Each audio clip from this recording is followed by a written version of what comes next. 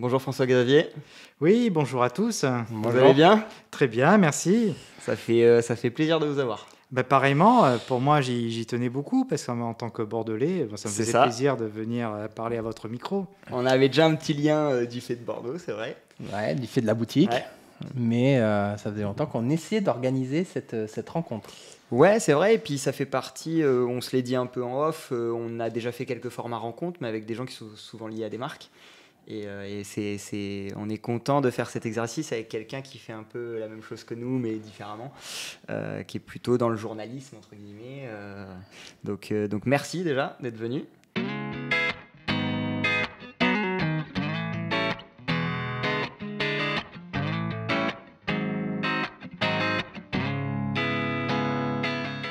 On commence la traditionnelle question, non? La traditionnelle question, oui. Je te laisse la poser.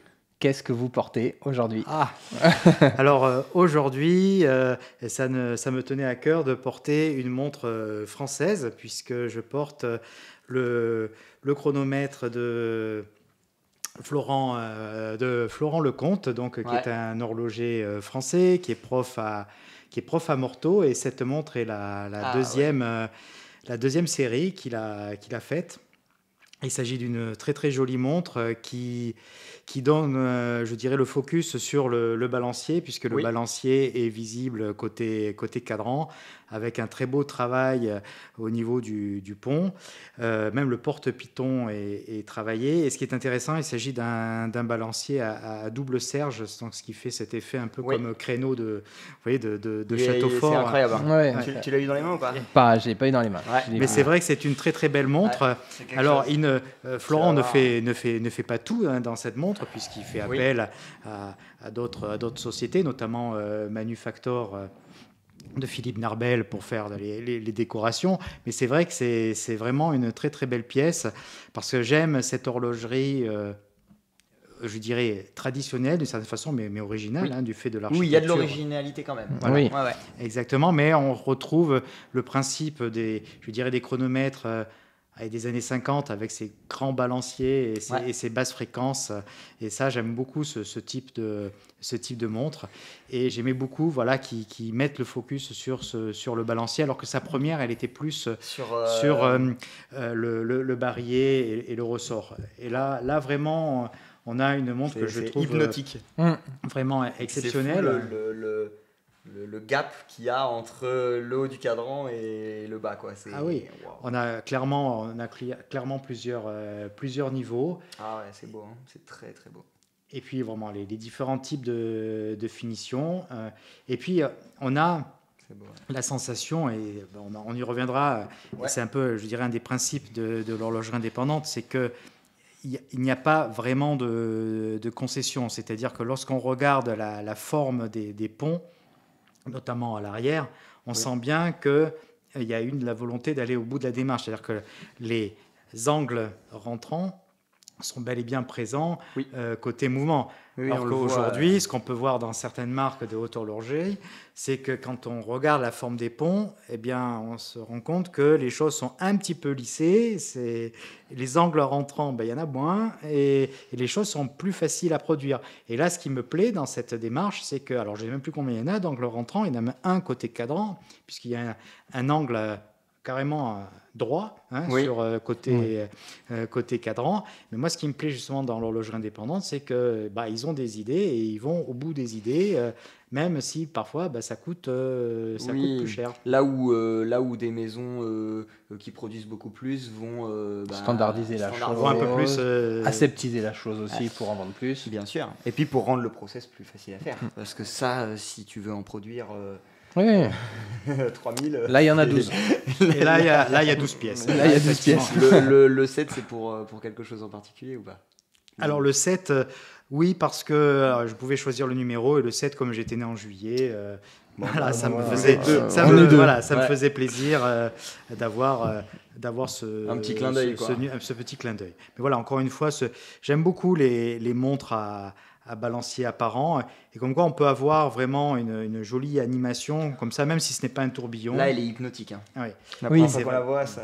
Oui, c'est vrai qu'il y a ce côté un peu tourbillon, Ouais. mais qui n'en est pas, c'est le balancier, et Exactement. c'est sympathique. Ouais, puis il y a beaucoup de gens qui pensent que des montres sont des tourbillons parce qu'elles ont un cœur ouvert ou une animation spéciale, mais en fait, ça n'en est pas. Quoi. Voilà. Et donc, c'est vrai qu'il y a j'ai quelques pièces à balancier apparent, Ouais. et c'est vrai que c'est très sympa. Il y en Ouais, a c'est une quelque chose qui notamment vous parle. chez Audemars que j'aime beaucoup, qui est comme ça, c'était la fameuse Millenary Ouais.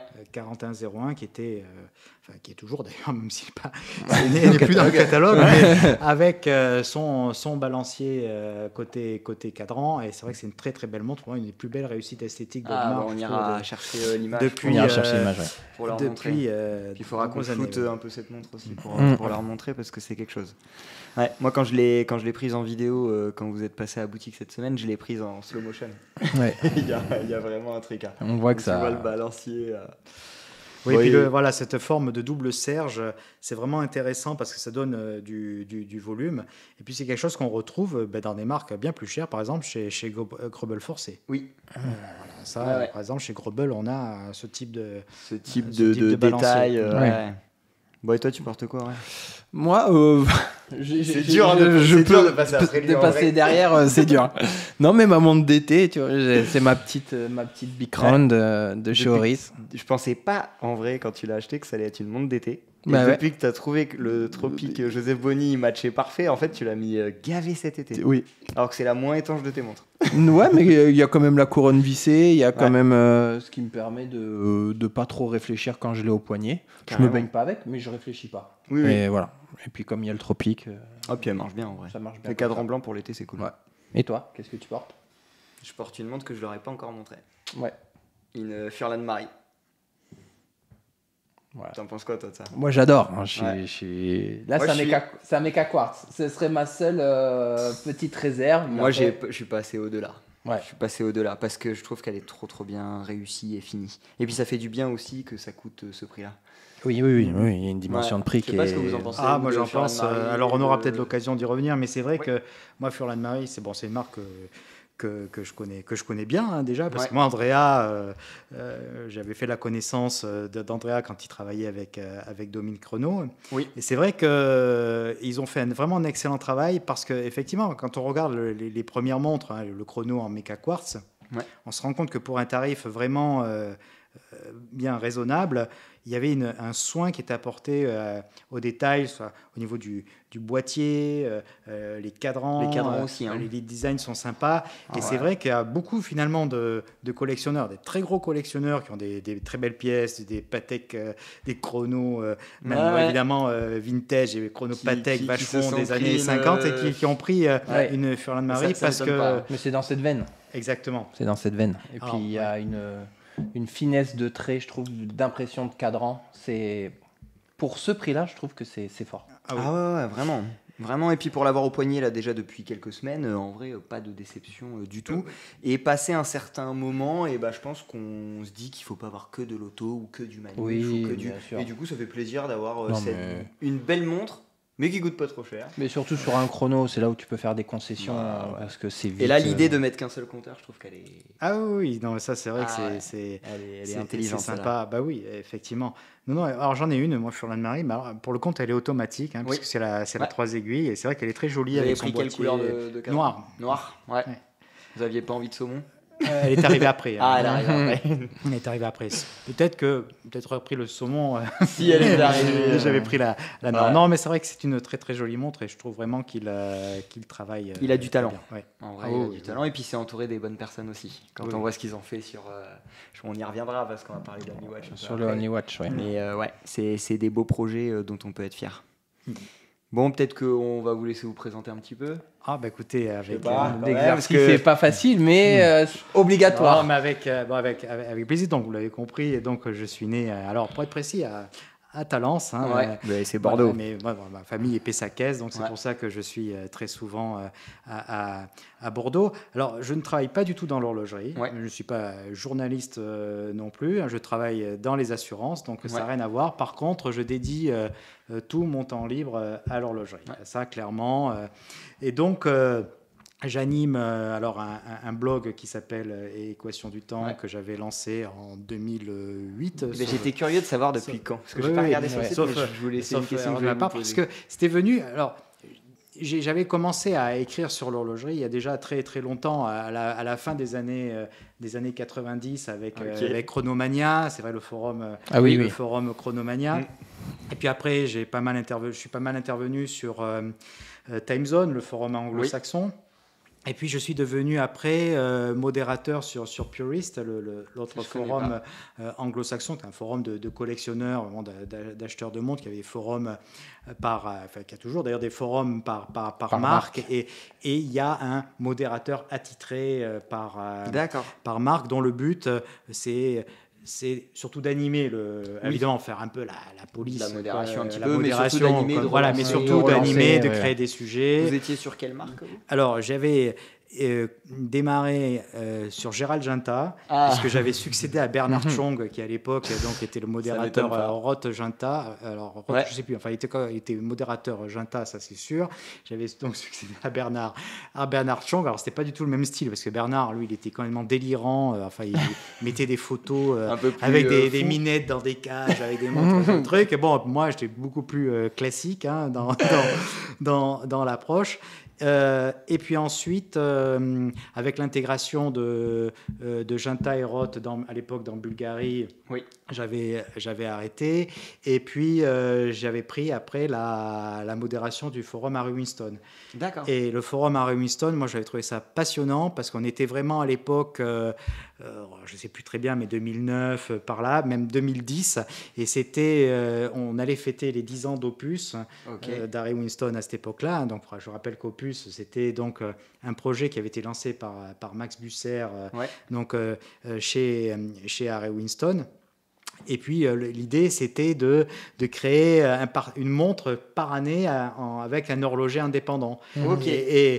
Et vraiment, l'idée qu'avait eu Max, mais qui était un des plus jeunes CEO vraiment à l'époque de l'industrie, il avait vraiment eu cette idée, ce qui avait donné à la fois un bon coup de projecteur à Harry Winston pour sa crédibilité horlogère, ça c'était important, mais également à l'horlogerie indépendante. Il y a des montres Opus d'Harry Winston qui sont devenus maintenant des mythes horlogers de l'horlogerie indépendante. Grâce à cette idée qu'il a eue à l'époque. Exactement. Par exemple, pour l'Opus 5, donc c'était Félix Baumgartner, donc Urwerk, Opus 5 avec Harry Winston. Pour moi, c'est d'une certaine façon le point de départ, je dirais, de l'intérêt pour l'horlogerie indépendante. Ça a donné une espèce de c'est ce qui a mis le projecteur et qui a vraiment fait... C'était extraordinaire. Et grâce à la modération d'Harry Winston, je me suis retrouvé donc aux 10 ans à la célébration des 10 ans d'Opus à Plan-les-Ouates. Oui. Et donc, ça avait été extraordinaire. Et tout le monde était présent, y compris François-Paul Journe qui était présent. Ça commence à être... parce que c'était François-Paul qui avait fait l'Opus 1. Ah d'ailleurs, oui. il avait fait même plusieurs montres, et c'était un des très rares cas de figure avec les montres Barbier-Muller, où on avait un mouvement FP Journe, d'une certaine façon, en dehors d'une FP Journe. Et c'est vrai que c'était rigolo de voir ces opus. Ça la rendait vraiment spécial. Oui, parce que c'était rigolo de voir ces opus. On avait des mouvements octa Journe, alors qu'il n'y avait pas du tout les décorations d'une montre FP Journe, mais c'était rigolo de retrouver ces mouvements dans ces contextes vraiment différents. Donc la célébration des 10 ans d'Opus m'avait permis de rencontrer tous les horlogers qui avaient participé donc, à ces Il y avoir le gratin. Il y avait vraiment le gratin. Content, là. Il y avait Jean-Marc Widerer, Éric Giroux, Antoine Precioso, enfin vraiment Vianney Alter, enfin vraiment il y avait vraiment tout le monde, donc c'était vraiment top, et ça m'avait donné à l'époque cette sensibilité pour l'horlogerie indépendante. Et puis après j'ai continué la modération de Purist, mais j'ai lancé parallèlement mon blog, parce que j'avais envie d'écrire en français, ça j'y tenais particulièrement, et aussi j'écrivais, je participais pas mal à Forum à montre, donc le forum le forum français, donc j'ai participé beaucoup. Mais finalement, mon parcours est aussi très lié à la façon dont les médias ont évolué. Et c'est vrai que j'ai créé mon compte Instagram en 2014. Et c'est vrai qu'à ce moment-là, Instagram a commencé à prendre une importance vraiment très, très grande. C'est le principal. Et c'est vrai que j'ai commencé à passer, alors au début, j'étais un peu en dilettante, mais j'ai commencé à passer de plus en plus de temps sur Instagram plus que au détriment des forums. Le blog, j'ai toujours continué. continué parce que ça, j'aime beaucoup écrire, c'est ce que je préfère. Je Et valorise. puis pour le coup, vous avez une belle plume. C'est-à-dire que je valorise plus, moi, l'écrit, parce que finalement, faire une jolie photo, tout ça, c'est très bien. Mais bon, moi, j'aime bien écrire. Ouais, c'est bien d'avoir les deux, en fait. Oui, mais je pense qu'on n'arrive pas à bien comprendre une montre si on ne s'est pas plongé dedans, Bien si sûr. on n'a pas envie d'écrire dessus. Surtout les montres en plus auxquelles vous vous intéressez, il y a beaucoup de choses à dire quand même. Une photo peut pas raconter tout ce que vous venez de nous dire par exemple sur la Et des montre. fois, c'est l'histoire qui te fait aimer la montre plus que la Bien photo. sûr. Qui l'a créé, Exactement. Pourquoi c'est designé comme ça, pourquoi ça a été pensé comme ça. Ouais. Moi, c'est ce qui m'intéresse plus, c'est ce qui me fait des fois aimer une pièce ou ne pas Bien l'aimer. sûr, au détriment d'une autre qui au premier abord peut te paraître bien et puis tu te dis ah ouais bon en fait. Bon, après, vous avez lancé le Instagram, mais ça a un peu marché quand même. Oui, alors ça a bien marché. Mais à l'époque, bon, l'algorithme fonctionnait bien. Et c'était, si on appliquait des méthodes militaires, ça pouvait, on ne pouvait que. C'est A plus B quoi. Il fallait. Le principe, c'était poster à heure, je dirais, régulière, vraiment, être très constant, poster tous les jours et surtout avoir son style. Donc moi, j'avais mon style, c'est-à-dire que j'aimais wrist shot, c'est toujours pareil, avec le même angle de poignet et puis avec généralement des chemises rayées. Et comme j'avais une bibliothèque de photos absolument incroyable, parce que comme j'avais commencé à en prendre dès la fin même des années vous aviez de l'avance 90, j'avais des photos de rareté. Je reviens à Ray Winston, à l'opus 6 Grubble Forcé, je crois qu'il y avait que 6 pièces. Donc c'est vrai que tomber sur une... c'est pas tout le monde qui peut la mettre sur son Instagram. Voilà, donc c'est vrai que c'était... Voilà, et ça, donc quand vous avez lancé l'Instagram, vous avez pas commencé à prendre des photos, c'est que vous avez utilisé aussi des photos que vous aviez depuis un moment. Des photos que j'avais avant, mais après j'ai aussi progressé dans la prise de photos, parce que il y a des moments quand je regarde les anciennes photos, je me dis mais c'est pas possible, à quel point c'est moche. Et je regrette, parce qu'à cette époque-là, j'ai vu des montres incroyables que je reverrai plus. Oui. Voilà, encore une fois, il y a des pièces, mais je pense que dans toute création de contenu, tout le monde passe par là. On regarde nos premiers trucs, même nous, au bout de 6 mois, on a regardé nos premières vidéos et on s'est dit, on n'était pas très bon dans les réglages au début. C'est dommage, mais c'est comme ça. Et puis donc j'ai beaucoup continué sur Instagram, et c'est vrai que c'est devenu un vecteur important. Et finalement aujourd'hui, je continue bien sûr sur Instagram. Alors l'algorithme a changé, c'est beaucoup plus compliqué. Et donc, ça me fait perdre tout de même un peu de motivation sur le truc, parce que je trouve que les créateurs de contenu sont pas récompensés, entre guillemets. Parce que voilà, les abonnés, ils vont aller sur vous, ils vont vous récompenser. Hein. On va lui envoyer du. Il y en a un paquet qui connaissent déjà. Mais je vois sur les stats après une heure, par exemple, de post, je vois que le post a été vu par des non-followers, par 3-4 non-followers. C'est-à-dire que l'algorithme mais il bloque. Et c'est normal, parce qu'il attend qu'une seule chose, c'est que je paye pour donner la visibilité au poste. Après, je serai à leur place, je ferai pareil. Peut-être pareil. Donc, oui, mais c'est un peu dommage. C'est vrai que c'est un peu dommage. Le but n'est pas de mettre en avant que ceux qui payent, c'est aussi ceux qui font le bon contenu, quoi. Surtout quand t'as rien à vendre. Oui. C'est comme ça. Et puis j'ai commencé vraiment de façon un peu plus active TikTok. Alors TikTok, j'avais commencé. J'ai pas été voir, tiens. J'avais commencé. Je l'attendais pas celle-là. Moi, j'y arrive pas à TikTok, donc c'est trop pour moi. Nous, on est des boomers, nous.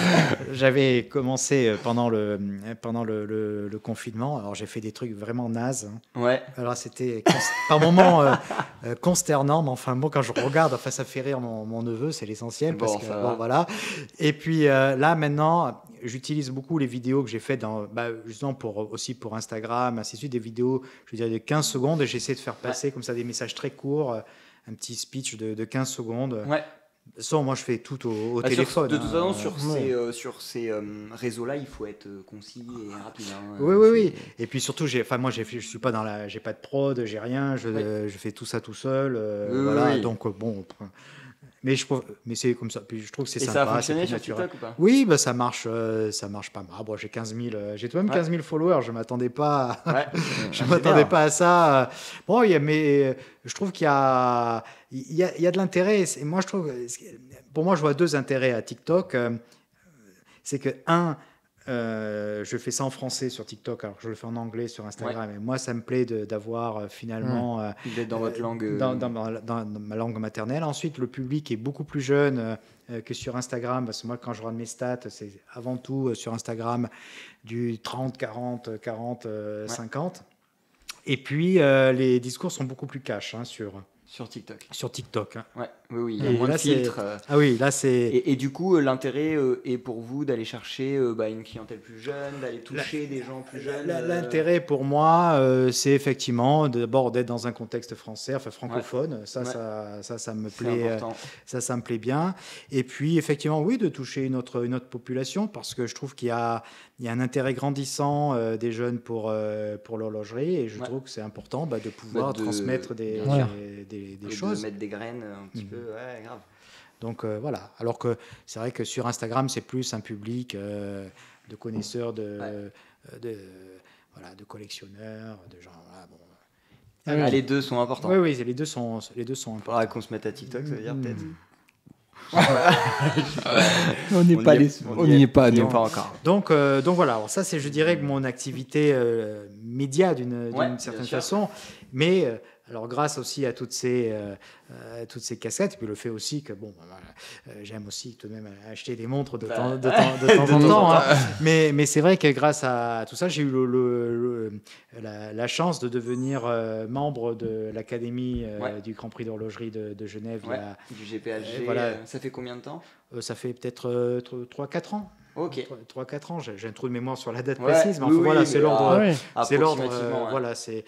Voilà, 2020. Je suis membre de l'Académie en 2020. Maintenant, je me souviens, parce que c'était pendant le premier confinement. Comme quoi, ça permet de. C'est des dates qui nous restent. C'est des jalons dans le temps. Voilà, maintenant, ça, je m'en souviens, oui.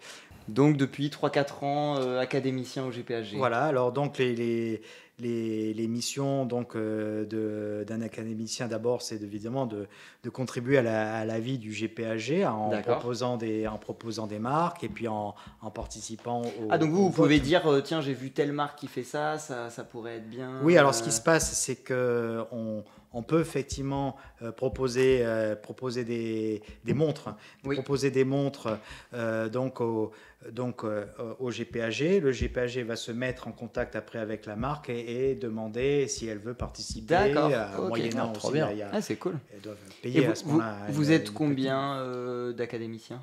Alors aujourd'hui, le nombre a considérablement augmenté, puisqu'à l'époque on était 300. Je pense que maintenant on est aux alentours de 800. Ah oui, d'accord. Ouais, On sera peut-être un jour académicien. Pourquoi pas. Si le GPHG nous écoute. Moi, j'aimerais bien avoir un petit pins académicien. Et puis, toi, tu présenterais n'importe quoi. Et puis, ce qui est intéressant aussi, c'est qu'il y a un collège de jeunes aussi qui va, qui va s'ouvrir. Donc, c'est vrai que non, mais c'est bien qu'il y ait une ouverture et qu'il y ait le plus de et puis pour possible. vous, il doit y avoir quand même un sentiment de fierté de faire partie de ça, je pense. Ce qui est sympa surtout, c'est de participer, je dirais, d'abord, alors effectivement, au système, au vote, ainsi de suite, et puis également de promouvoir le GPHG. Je sais que c'est un événement qui parfois a été critiqué, mais je trouve que c'est important qu'il y ait un tel événement parce que ça permet de fédérer l'industrie. Oui, il peut ne pas être parfait, mais c'est important qu'il existe. Et puis comme ça, en début novembre, il y a la soirée, il y a la remise. Et c'est important parce que, vous savez, aujourd'hui... alors là, on commence à rentrer dans des grandes considérations, mais mais c'est important. Avant, quand on avait finalement Baselworld, il y avait certes le SIHH, mais le SIHH à l'époque était tout de même un événement assez petit, mais Baselworld a rassemblé quasiment toute l'industrie horlogère, parce qu'on avait les marques, on avait les sous-traitants, et puis on avait tout de même Rolex, Patek. Et à côté, il y avait quand même l'aventure. Il y avait, non, mais c'était tellement large. Voilà, mais à l'époque, c'était vraiment énorme. Aujourd'hui, il y a Watch and Wonders. Alors Genève, Shanghai, voilà, on a différentes éditions. On a vraiment les grandes marques, on a Rolex, on a Richemont, mais on a Patek, on a Chopard, Chanel. Bon, on a quand même vraiment, c'est un panel extrêmement complet, mais on n'a pas la même dimension tout de même qu'on avait avec Baselworld. Et c'est pour ça que avoir. Toi, tu le regrettes, Baselworld. Moi je le regrette.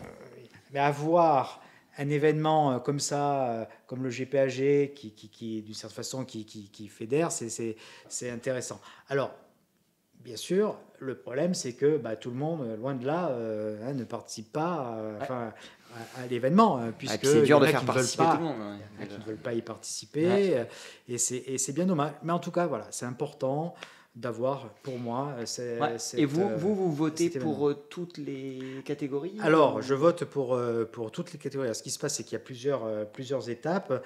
Donc, aujourd'hui, il y a une quinzaine de catégories, avec donc les montres qui ont accepté d'une certaine façon de participer donc au GPAG. Et donc, on arrive à la situation où donc on a X montres par catégorie, et là je viens d'effectuer les votes pour que il n'y ait plus que 6 par catégorie. D'accord. Donc vous votez pas pour la montre, vous dites non. Dans tout. Vous faites un classement. Alors c'est un classement. Ma préférée, elle a 10 points, je crois. La deuxième 6, 5. Enfin voilà. Ok, les 6 dernières. Voilà. Et donc le jury. Tous les académiciens votent. Comme ça, après il y a les 6 meilleurs entre guillemets par catégorie vont devenir, je dirais, les finalistes de la catégorie, et ce seront celles-ci qui vont aller, je dirais, faire partie, je dirais, de ce qui sera soumis au choix du jury. Le jury qui lui émane Est-ce que le public verra du coup, comme sélectionné? Le public voit donc 30, et le jury donc émane de l'académie, et donc procédera à la sélection, et donc ils vont se réunir physiquement fin octobre, début novembre, pour donc sélectionner leur montre préférée par catégorie, sachant que les académiciens votent également, et le poids vous revotez on revote, et le poids des académiciens, c'est-à-dire qu'il y a 30 membres du jury de mémoire, donc chaque membre du jury ça compte pour 1, et les votes des académiciens pèse pour 15. Vous voyez, on a 30 d'un côté, 15, voilà. Et c'est le mélange un peu de tout ça, qui fait le... Voilà. Et donc, il y a ces catégories, et puis après, il y aura les catégories, je dirais, un peu transversales, comme notamment la plus prestigieuse, l'aiguille d'or, qui, elle, va émaner, ce sera une montre à choisir parmi les 6 x 15, 90. Donc... Mais déjà, être nominé, t'es content. Hein. Déjà, quand tu es dans les 6 de ta catégorie, t'es trop content. Non, mais c'est intéressant. Alors, je trouve qu'il y a quand même des choses peut-être à revoir au niveau du GPAG. Alors, quoi, par exemple? Je trouve qu'il y a des catégories qui sont peut-être un peu redondantes, parce qu'à partir du moment où, moi, si je suis une marque et que j'ai une montre et que je peux finalement proposer ma montre dans 3-4 catégories différentes, et que je vais choisir stratégiquement quelle est la meilleure. Oui, c'est qu'il y a des catégories de trop. C'est qu'il y a peut-être des choses à revoir à ce niveau-là. Bon. Et puis il y avait des catégories d'ailleurs où je me suis retrouvé à choisir 6 parmi 20 et quelques. Bon, ça c'est bien, mais quand je dois en choisir 6 parmi 8 ou 7... Oui, il y en a peut-être. Il y a peut-être des. Et là, vous n'avez pas le droit de dire, moi, il n'y en a que 3 que je mettrai dedans. Non, il faut que vous êtes obligé de. Voilà, faut chausser. Mais c'est pour ça que je pense qu'il y a peut-être des choses à revoir. Mais encore une fois, moi, je trouve que ça a le mérite d'exister. C'est important que ça existe. il faut que ça évolue, comme toutes les choses. Oui, et puis quand on parlait par exemple de mettre en avant pas que des montres qui sont impossibles à acheter et tout ça, par exemple que Furlan Marie gagne un GPAG, moi j'ai trouvé que c'était cool. Alors c'est vrai qu'il y a eu la volonté de l'organisateur, justement là-dessus, de créer d'autres catégories avec des prix plus raisonnables. Mais moi j'aimerais bien aussi tout de même qu'à un moment, l'Aiguille d'Or récompense une pièce à un tarif plus parce que l'Aiguille d'Or c'est raisonnable. Toujours une montre hyper chère. Ouais, alors après c'est soit la pièce unique ou soit le truc. C'est souvent c'est mérité quand je vois la LM séquentielle de Max. C'était évident que c'était pour moi la plus belle montre de l'année dernière. Avec les 4, exactement. Pour moi, c'était techniquement, c'était top, c'était incroyable. Donc ça méritait. Mais il y a peut-être une année, un jour arrivera où une montre vraiment intéressante, peut-être qu'elle ne vaudra que, entre guillemets, j'utilise des guillemets, 20 ou 30 000 et pas 150 000, voire même 8-9 000. C'est un peu d'ailleurs... d'une certaine façon, quand l'industrie automobile choisit en Europe la voiture de l'année, très souvent on a tout de même des véhicules finalement de série et un peu grand public. Hein. Alors, je ne suis pas en train de dire il ne faut pas comparer l'automobile à l'horlogerie, parce que c'est deux choses et est-ce que différentes. vous ne pensez pas qu'il faut peut-être diviser Mais il y a, je pense, des choses à faire parce que l'horlogerie, ça reste aussi une industrie et ça a besoin de volume. Et je pense que pièces qui se vendent. Je pense que pour moi, la plus belle des récompenses, d'une certaine façon, c'est que la montre, c'est que la montre se vend. Et est-ce qu'il ne faudrait pas faire séparer cette catégorie en deux pour avoir une partie pièce ultime et une partie une mention spéciale du jury qui un travail comme pas Furlan mais sur ce qu'il peut faire en disant il est parti de rien, il arrive là en 2-3 années, que ça peut être que le chemin puisse être aussi ou le boom commercial ça s'est vendu j'ai une bêtise à tant de trucs. Alors il y a ils ont pensé parce qu'il y a des prix révélations là-dessus, effectivement, donc ça permet d'avoir une récompense si tu as une trajectoire vraiment, je dirais, très, très intéressante. Mais voilà, il y a quand même une réflexion à avoir. Quand le prix moyen de la montre récompensée est à 6 chiffres, je vous rejoins là-dessus. Attention, il faut revenir à des choses un peu plus... Même si parfois, comme vous dites, quand c'est la MBF, là, tout le monde était d'accord. Oui, mais c'est aussi... nous, c'est ce qu'on essaye de souvent mettre en avant sur la chaîne, c'est qu'on peut parler de tout, parce que déjà, ça fait partie de la culture horlogère. Et ça permet aussi des fois de rêver, même si on sait qu'on les achètera jamais dans notre vie. Qu'on gagne au loto ou quoi que ce soit, mais on les achètera jamais. Mais c'est ce qui nous permet aussi de nous garder de l'affect à l'horlogerie et de rêver et de toujours s'y intéresser et peut-être d'aller chercher des fois des complications différentes sur des types de montres moins chères, mais parce qu'on avait vu un prix d'excellence qui récompensait une répétition minute, et on va essayer, on va aller en chercher une autre chez une autre marque. Enfin, le rêve permet de rendre les choses accessibles aussi plus tard. Et puis comme dans tout domaine, tu fais une première chose très chère parce que tu es le premier et que c'est dur à faire, puis ensuite ça donne des idées aux autres qui arrivent. Et inversement, Furlan Marie est en train de faire un quantième séculaire et veut faire un quantième perpétuel dans sa collection parce que justement... de participer à ce genre d'événement a dû les faire rêver aussi. Moi, le rêve et le prix ne me fait pas peur et ne me dégoûte pas de ma passion. Loin de là. Oui, ça c'est clair. C'est sûr. Et la soirée du GPAG, ça doit être pas mal aussi en termes de gratin. Oui, c'est vrai que ça doit être... C'est les Oscars. C'est les Oscars. C'est en novembre. Alors, ce qui est un peu dommage, c'est que ça arrive de mémoire cette année, c'est le 9 novembre, alors que le Only Watch, ça a lieu le 5 de mémoire. C'est vrai que c'est le 5 Only Watch. C'est vrai que c'est un peu difficile à Genève d'ailleurs, et pas à Monaco. C'est un peu difficile d'assister à tout, mais non, voilà. En tout cas, le GPAG pour moi c'est une bonne chose. Il y a des réflexions à avoir pour faire évoluer peut-être les choses. Et vous qui y êtes depuis le début, est-ce que déjà depuis le début ça a beaucoup évolué ou... Alors d'abord, pas forcément depuis le début, mais depuis un certain temps. Oui, il y a tout de même ça évolue. Et puis quand je regarde les palmarès des années précédentes, j'avais dû regarder le palmarès Tout est en encore une ligne, fois d'ailleurs. de 2003 parce que j'avais besoin pour un article d'aller rechercher le palmarès de 2003. Il y avait beaucoup moins de catégories. Et puis c'est marrant, à l'époque il y avait une catégorie prix des journalistes du Moyen-Orient. Il y avait carrément un. Alors la niche là. Le truc voilà qui n'existe plus. Mais c'est vrai qu'à l'époque il y avait une catégorie comme ça. Bon, c'était amusant. Il y avait dû y avoir une demande spéciale. Mais bon, ça montre que le prix évolue. Mais je pense que au bout du bout, le principal changement serait que finalement tout le monde puisse participer, c'est-à-dire que même que ce ne soit pas une démarche volontaire d'une marque.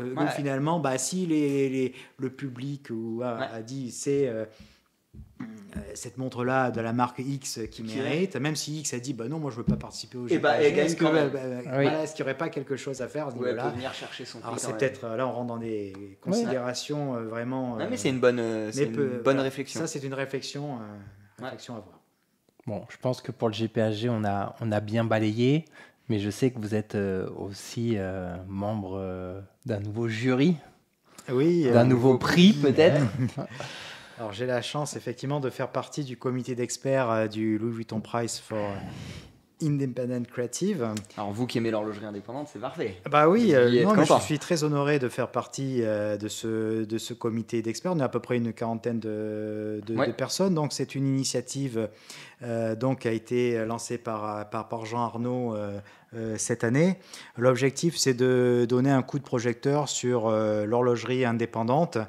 Et alors, c'est différent de la démarche de François-Paul Journe, qui lui se focalise sur sur les young talent. Et là, ça reste vraiment pour FP Journe à ceux qui font donc aux jeunes horlogers, qui font des montres écoles, ainsi de suite. Bon, tandis que dans le cadre de Louis Vuitton, on parle là d'horlogers qui ont déjà lancé leur marque, qui ont déjà... C'est pas des futurs, c'est qui sont déjà établis. Ils sont déjà établis. C'est un coup de lumière, quoi. Voilà, et ils ont... projecteur.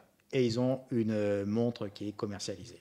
Il faut que la montre soit... Voilà. Il faut que la montre soit commercialisée. On ne peut pas être au niveau du prototype, quoi. Non, on ne peut pas être au niveau du prototype. On ne peut pas être au niveau de la montre école, on ne peut pas être au niveau du prototype. Il faut qu'elle soit disponible, commercialisable. Il n'y a pas une dimension française. Là, Louis Vuitton ne fait pas le focus sur le savoir-faire français, non. Non, là, c'est vraiment worldwide. Et d'ailleurs, dans ceux qui ont posé leur candidature, on a vraiment un horizon extrêmement large avec des horlogers qui viennent d'Asie, des États-Unis, d'Amérique. C'est bien ça. C'est vraiment, et ça, c'est très bien parce que, voilà, on a... Alors, il y a une vraie ouverture d'esprit qui n'est pas pro-suisse. Et puis même pour nous, quoi, ça nous montre qu'il y a d'autres choses dans le monde. Je serais content qu'un horloger chinois soit primé parce que dès qu'une marque vient de Chine, on crie au loup. Non, mais c'est vrai. Moi, j'étais content, par exemple, quand la White Birch, elle a eu le prix de la montre homme de l'année au GPHG. Non, mais puis... cool, et puis, non, c'est vrai que ça, c'est cette dimension qui est intéressante. Et puis, on a aussi des horlogères féminines. Donc, et ça, c'est très bien aussi parce qu'on a vraiment des horlogères de talent. Et là, y compris qui viennent du monde entier. Donc, plus d'ouverture d'esprit, en tout cas. Y compris de France. Et donc, ça, c'est vraiment c'est très positif. Alors, l'idée, c'est quoi? C'est finalement pour donc Louis Vuitton de donner ce coup de projecteur sur cette horlogerie indépendante. Ça s'inscrit dans je dirais la continuité de la démarche de Louis Vuitton au sens large, qui avait déjà un prix dédié au monde de la mode. Donc il y a vraiment une pratique.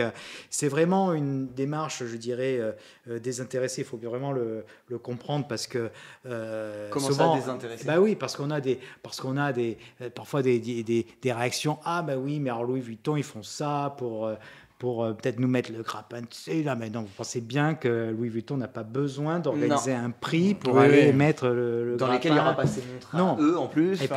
Et puis surtout, c'est très...